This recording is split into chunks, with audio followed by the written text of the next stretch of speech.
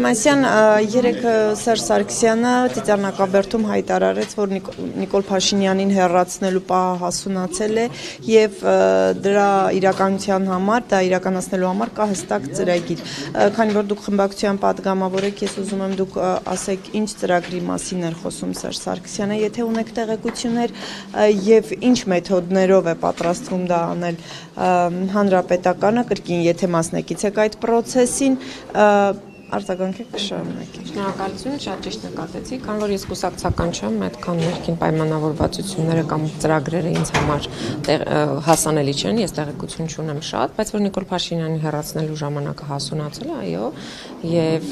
ես հուսամ, որ գոնե մենք 2026 թվական չենք հասնի, բայց նույնիսկ եթե հասնում ենք 26 թվական, ապա Նիկոլ Փաշինյանի իշխանության վերջին տարին է։ Սա, որովհետեւ մենք էլ տեղ չունենք ոչ զիջելու, ոչ սպասելու եւ ոչ նոր մարտահրավերների համար, այսպես ասեմ, նոր զարգացումների պատրաստվելու։ Տիկին Թովմասյան, հիմա ընդդիմադիր քաղաքական խորհրդարանի ընդդիմադիր ուժերի տարբեր աջակիցներ, նաև ուժերից ներկայացուցիչներ շատ խոսում են իմպիչմենթի գործընթացի մասին, վարչապետին անվստահություն հայտնելու։ Այս հարցը պատիվ ունեմ խմբակցությունը կոնկրետ քննարկում է, պատրաստվում է կոնկրետ ինչ-որ ժամկետում ներկայացնել ազգային ժողովին նախագիծ, որին կառաջարկի միանալ նաև ընդդիմադիր մյուս խմբակցությանը, որպեսզի վարչապետին անվստահություն հայտնելու գործընթաց սկսել։ Որպես հավաքական տեսակետ պատիվ ունեմ, կարող եմ ասել, որ մենք իհարկե համարում ենք, որ իմպիչմենտը դա իրավական առումով լավագույն լուծումն է Նիկոլ Փաշինյանից ազատվելու եւ միակ իրավական ճանապարհն է խորհրդարանի միջոցով, որպեսզի մենք կարողանանք Նիկոլ Փաշինյանին անվստահություն հայտնել եւ հեռացնել։ Բայց այս պահի դրությամբ մենք չունենք վարչապետի տեխնացու միասնական, որը որ կարող է կոնսոլիդացիա ապահովել նաեւ խորհրդարանում, որովհետեւ իմպիչմենտի գործընթաց սկսելը մի բան է, ավարտելը մի բան է։ Սկսել կարող ենք հենց այս պահից եւ ես ուրա Հերմինեն, ես արդեն ունեմ իմ վարչապետի տեխնացուն, ես Հերմինեին առաջարկել էի, այսինքն սկսել կարող ենք միշտ, բայց գործընթացի ավարտի համար մեզ անհրաժեշտ են ձայներ, բայց այս պահի դրությամբ, ինչպես ֆիքսեցի, պատիվ ունեմ խմբակցությունը չունի վարչապետի տեխնացու, եթե լինեն այլ առաջարկներ, սիրով կքննարկենք,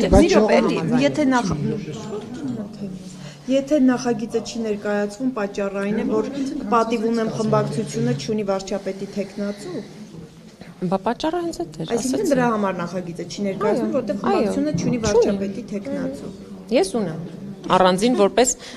անկուսակցական падգամավոր։ Համեցեք Նարեկ ջան։ Տիկին Թովմասյան, որպեսզի իշխանափոխություն լինի, նաև պետք է քաղաքական ուժերին ժողովրդի անվերապահ աջակցությունը, բայց մենք տեսնում ենք ընդդիմադիր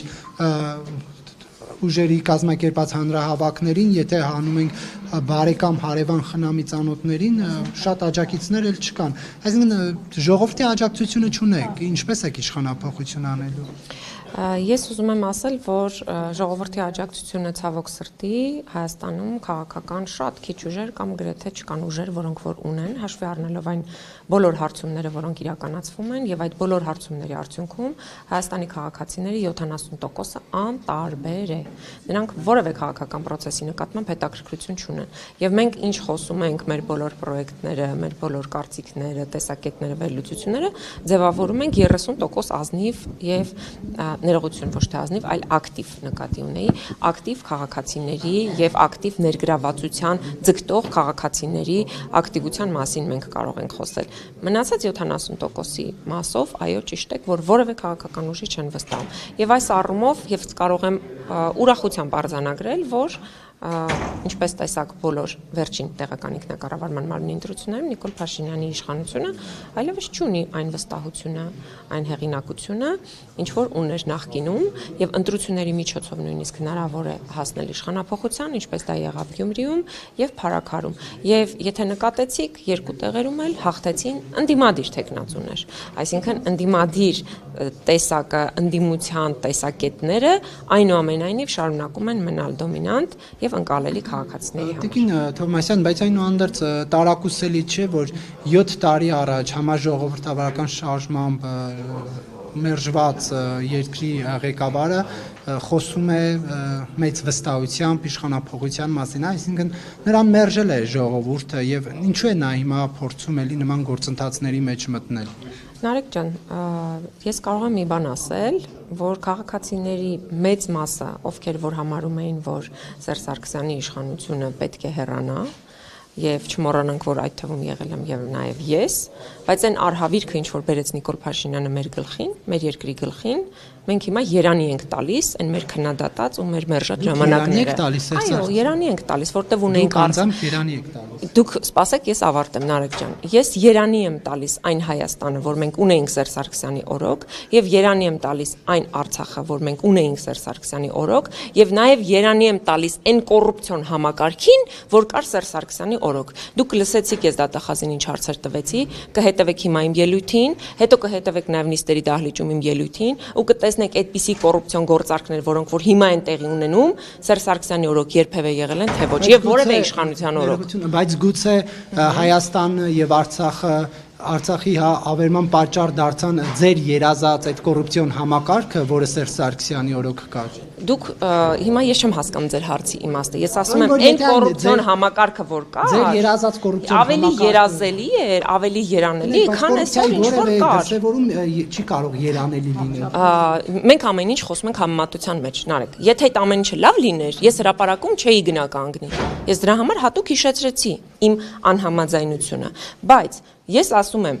մենակ անիվի գործարքը, որ վերցնենք 25 միլիարդ դրամ, ժողովուրդ, այդ մարդիկ sense պատրեցին, շպրտեցին ու որևէ մեկը պատասխանատվություն չի կրում 22 թվականից սկսած։ Գործը կա, մեղադրյալներ չկան։ Այսպիսի գործ հիշում եք այն ժամանակ, մի հատ օրինակ բերեք։ Չէ, չեմ ուզում բանավեճի մեջ մտնեմ։ Օրինակ բերեք, մի հատ օրինակ բերեք, Նարեկ ջան։ Իշխանության օրոք կա կոռուպցիա, թալան եւ այլն, բայց դա չի նշանակում, որ մենք պետքա այլն պետքա լինին։ Ես չասեցի, որ լավ է, ես ասեցի երանելի են, երբ որ համեմատում ենք։ Ես չասեցի, որ լավ էր։ Եթե լավ լիներ, ես հրապարակում չէի լինի, Նարեկ։ Իսկ մի բան է, կոռուպցիան գործընթացն ինչպես նշում եք, ավելի ահավոր են, քան նախկինում։ Այդ դեպքում հասարակությունը ինչու ավելի քիչ կոռուպացված ուժերի հետևից այս պահին չի գնում։ Ի՞նչն է խնդիրը, որ ընդդիմադիրները չեն հաջողում։ Ես ասացի, որ հասարակության 70%-ը ժողովուրդ ջան անտարբեր է։ Ու այդ բանալին, եթե ես իմանայի, 70%-ը ակտիվ կլիներ։ Եթե ես այդ բանալին ունենայի, դա մի հոգու հարց չի։ Դա ամբողջ Հայաստանի Հանրապետության քաղաքական դաշտի հարցն է։ Եվ այդ նաև այն խոսույթի հարցն է, որ ազգային ժողովում է, այդ նաև այն տեսարանների հարցն է, որ ազգային ժողովում հաճախ մարդիկ տեսնում են։ Այսինքն քաղաքական process-ների նկատմամբ կա տոտալ անվստահություն, եւ դա հենց ի սկզբանե ես իմ խոսքում արձանագրեցի։ Ակտիվ 30%-ը ընդդիմադիր է։ Ես թույլ տվեք ասել, ակտիվ 30%-ի մեծ մասը ընդդիմադիր է։ Կան, իրենք էլ կան փոքրամասնություն են։ Գյումրիում չտեսաք որ մնացին։ Այո, այդ 30-ի մեջ։ Տիկին Թովմասյան, դուք որ ասացիք տեխնացու չունի պատիվ ունեմը, դրա համար նախագիծ չի ներկայացնում։ Իսկ օրինակ քննարկել է տեխնացուի հարցը ընդդիմադիր մյուս խմբակցության հետ, Հայաստան խմբակցության հետ։ Ինչու՞։ Չի եղել դեռ։ Որ իրենք տեխնացու ունենան, առաջարկեն մեզ, որովհետև մենք այդպիսի նախադեպեր շատ ունենք։ Եթե օրինակ հիմա մենք համատեղ նախագիծ ունեինք բան խոսել ենք, նստել ենք եւ որոշել ենք, որ էթիկայի հանձնաժողով ձևավորենք։ Եթե ունենան իրենք առաջարկ, բնականաբար մենք շատ օպերատիվ այդ հարցը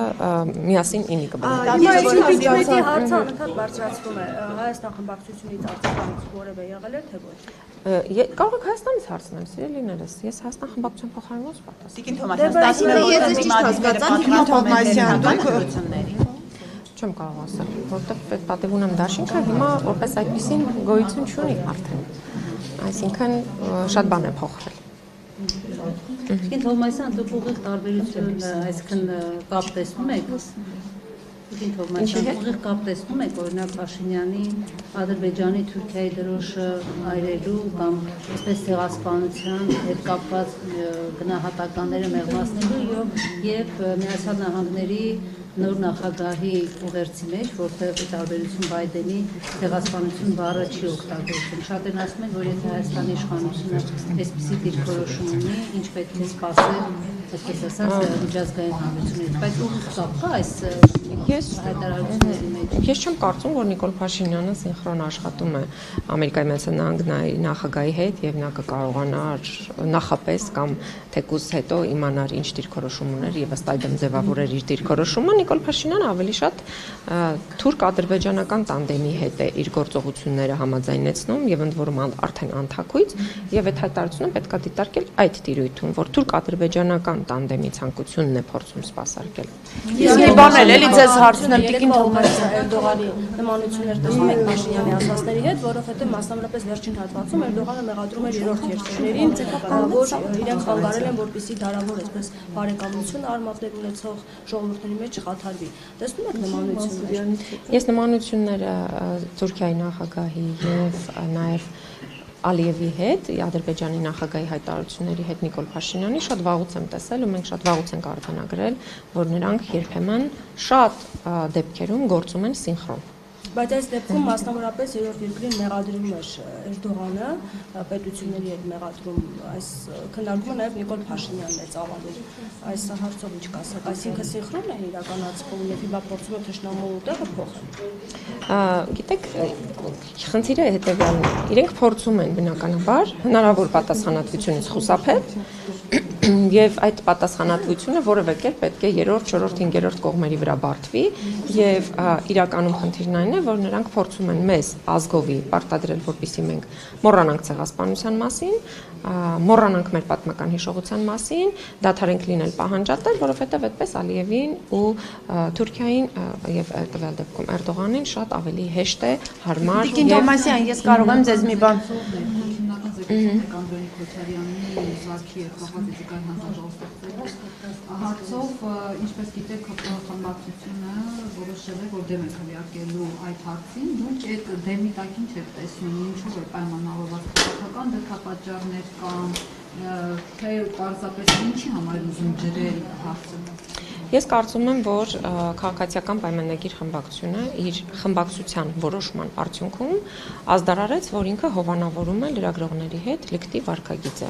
եւ ինքը հովանավորում է, որ այսուհետ Անդրանիկ Քոչյանը կարող է շատ ավելի վատ դրսևորել իրեն, քան դրսևորեց ձեզ հետ։ Եվ հետեւաբար այլ քաղաքական գնահատական այստեղ չի կարող լինել, մնացածը թույլ տվեք ասել ստախոսության ժանրի մեջ են, որովհետեւ իրենք որ ասում են մենք մշտական էթիկայի հանձնաժողով կձևավորենք եւ այլն, Ժորժ ջան, այդ մշտական հանձնաժողովը հետին թվով չի քննելու Անդրանիկ Քոչարյանի հարցը 1. Երկրորդ, էթիկայի հանձնաժողով մշտական որպեսզի ձևավորվի, դա պետք է լիներ ազգային ժողովի ձևավորմանը զուգահեռ, երբ որ ձևավորվում էին հանձնաժողովները։ Հիմա մենք սահմանադրության, ազգային ժողովի կանոնակարգ սահմանադրական օրենքի փոփոխության ճանապարհով իրենք պիտի գնան, եւ այստեղ ես կարծում եմ, որ իրենք իրավունք չունեն այլևս ակնկալել, որ ասում են մենք ակնկալում ենք ընդդիմադիր ուժերի աջակցությունը, ընդդիմադիր ուժերը ձեզ չեն կարող աջակցել այն մի պարզ պատճառով, որտեղ դուք խաբեբա եք, դուք ստախոս եք եւ դուք չեք քննելու Անդրանիկ Քոչարյանի վարքը։ Եվ հիմա հետագա, այսպես դնենք, ասենք, ապագայի համար ապառնի ժամանակով, դե 26 թվականին կձևավորվի խորհրդանը, 26 թվականի ուժերը կհամարեն, որ էթիկայի մշտական հանձնաժողով պետքա կձևավորեն։ Չէ, այս ինչ դերասանություն ընդհանրապես։ Ես որ պատիվ ունեն չունի տեխնացու դրա համար impeachment-ի գործընթաց չի սկսում, ոնց է հնարավոր, որ խորհրդանական ուժը, որը նախկինում տարիներ շարունակ իշխանություններ, հանրապետական կուսակցություններ եւ 20+ տարի իշխանություններ, հիմա ինստիտուցիոնալ կուսակցություններ ուժ է ու չունի տեխնացու, դա ոնց է հնարավոր։ Բայց չեք զարման, նորմալ է։ Հիմա եթե քաղաքական ուժը, հանրապետական կուսակցությունը եւ հայրենիք կուսակցությունը համատեղ որևէ տեխնացուի մասին որևէ հայտարարություն մինչեւ այս պահ չեն արել եւ որևէ որոշում չեն կայացրել եւ որևէ տեխնացուի շուրջ չկա կոնսենսուս։ Ինչի՞ զարմանում։ Բայց տեխնացությունը դիտարկում եք ձեր տարբերակը Տիկին Չէ, չունենք տեխնացու, Ժորժ ջան։ Եկեք սովորենք մի բան։ Դուք հարցնում եք պաշտոնական տեսակետ, հարցնում եք ունեք պաշտոնական տեխնացու։ Ասում եմ ոչ։ Ասում եք քննարկել եք, ասում եմ ոչ, չունենք տեխնացու։ Դրանց ավելի չի։ Որովհետեւ չունեք արժանի տեխնացու։ Չունենք տեխնացու։ Ասեք։ նաև որ դա է միակ ճանապարհը իսկ Չմոռանաք հավանել տեսանյութը եւ բաժանորդագրվել Civic AM-ի YouTube-յան էջին։